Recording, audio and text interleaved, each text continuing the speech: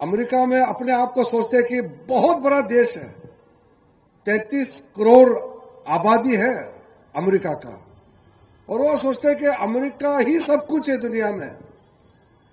जो पता चलता है कि हमारा तो 140 करोड़ से भी ज्यादा है, वो सोचते रह जाते हैं कि हिंदुस्तान को चलाता कैसे है इतना बड़ा मुल्क। हमारा मुल्क का खूबसूरती यही है कि हजारों सालों से ये मुल्क चल रहा है और आगे भी चलते रहेगा। अलग अलग मजहब के, धर्म के हम सब मिलकर के आगे चलते रहेंगे। तो इतना बड़ा मुल्क में अलग अलग समुदाय के बीच में हम लोगों का कुछ जिम्मेदारी है। हम भारत सरकार में काम करते हैं।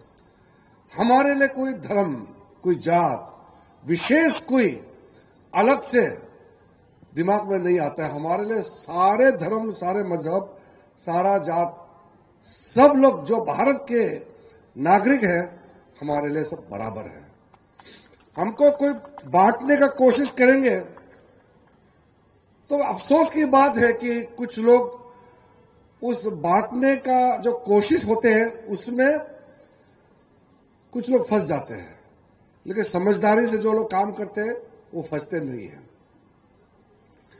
मैं जिस पार्टी से आता हूं, भारतीय जनता पार्टी, हम लोगों के खिलाफ ये अभियान चलाया गया है कि भारतीय जनता पार्टी जो है, क्या ये अल्पसंख्यक समुदाय के खिलाफ है, मुसलमानों के खिलाफ, ईसाई के खिलाफ, सिखों के खिलाफ। लेकिन आप गौर करेंगे, अभी ब्रजेश जी ने, हमारे डिप्टी सीएम साहब ने जो बताया, बहुत अच्छा बताया। हम सबको बराबर नजर से देखते हैं। हम किसी को वोट बैंक नहीं बनाते हैं, हम बराबर नजर से देखते हैं। इसलिए प्रोपेगेंडा किया जाता है कि हम किसी धर्म के खिलाफ काम करते हैं। ये बहुत गलत बात है। प्रधानमंत्री नरेंद्र मोदी जी ने जब नारा लगाया था सबका साथ सबका विकास, बाद में सबको सम्मिलित होते हुए, सबका प्रयास से, सबका विश्वास के साथ काम करना है। ये सिर्फ मंत्र, नारा नहीं है, ये हमारा काम करने का शैली है, ये हमारा सोच है। इसलिए आप 2014 जब हम लोग सरकार में आए, तब से देखेंगे सरकार का कोई भी कार्यक्रम, अब बताइए, धर्म के नाम से किसी को हमने पीछे छुटाया क्या? किसी को सरकारी कार्यक्रम को लाभ नहीं मिला, ऐसा कोई है क्या? आप बताइए। हम तो खुद कहते हैं कि अगर कोई ऐसा विषय है तो सामने में लेके आइए। जैन और पारसी, हमारा देश में आप जानते हैं पारसी समुदाय कितने छोटे हैं, लगभग 52,000 बच गए हैं। मुसलमानों का तो संख्या बहुत बड़ा है। अभी मैंने इंडोनेशिया का मंत्री को बोल के आया कि अगले जो सेंसस आएंगे, मुझे तो लगता है कि दुनिया का सबसे ज्यादा आबादी वाले मुस्लिम मुल्क हिंदुस्तान होने जा रहा है। तो इतना ज्यादा संख्या है, तो मुसलमानों का तो संख्या बहुत ज्यादा है। अब पारसी को सोचिए, जिसका 52,000 बच गए हैं, उस पारसी समाज को भी हमने बचाने का कार्य शुरू किया है। 52,000 लुप्त हो जाएंगे। ये टाटा वगैरह जो आप नाम सुनते हैं, ये सब पारसी है, बहुत कंट्रीब्यूशन है।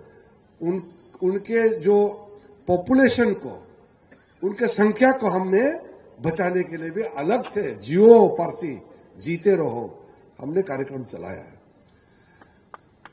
दुनिया में ऐसा कोई मुल्क नहीं है जो अल्पसंख्यक समाज के हो या बहुसंख्यक कोई भी हो, हिंदुस्तान में अच्छी तरह से सुरक्षित है।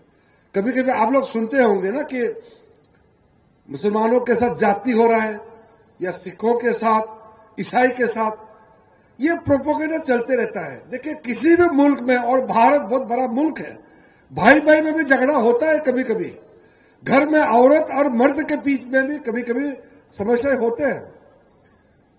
गांव में भी गांव वाला के बीच में भी कभी हो जाता है, परिवार में विवाद होते हैं। इसका मतलब ये नहीं कि हम दुश्मन हैं।